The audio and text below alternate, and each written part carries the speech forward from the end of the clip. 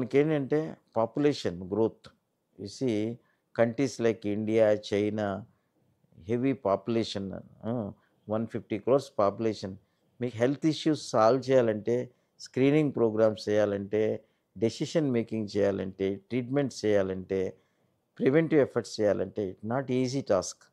So ఏంటే ఇంత క్విక్‌గా ఇంత హ్యూజ్ వాల్యూమ్‌ని మనం ఆన్సర్ చేయాలంటే I think AI artificial intelligence is very very important.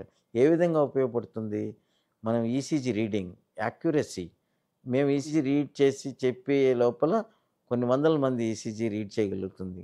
అట్లాగే ఎకోకార్డియోగ్రామ్ దాంట్లో మేమేంటి మెజర్మెంట్స్ అన్నీ తీసుకుంటాము.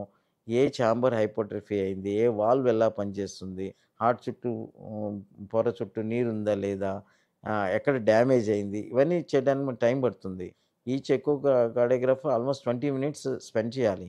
కానీ ఆర్టిఫిషియల్ ఇంటెలిజెన్స్‌లో so fast it gives your and they are very close to our diagnosis with accuracy like ECG, echocardiogram, interpretation of the results. This what I mean. Treadmill test కానీ, CT angio particularly cardiac MRI. So these non invasive టెస్ట్‌లు అలాగే angiogram interpretations ఒక్కొక్కసారి different operators దగ్గరికెళ్తూ ఉంటాయి. అంటే ఇద్దరు observers మధ్యన opinion difference ఒస్తాయి.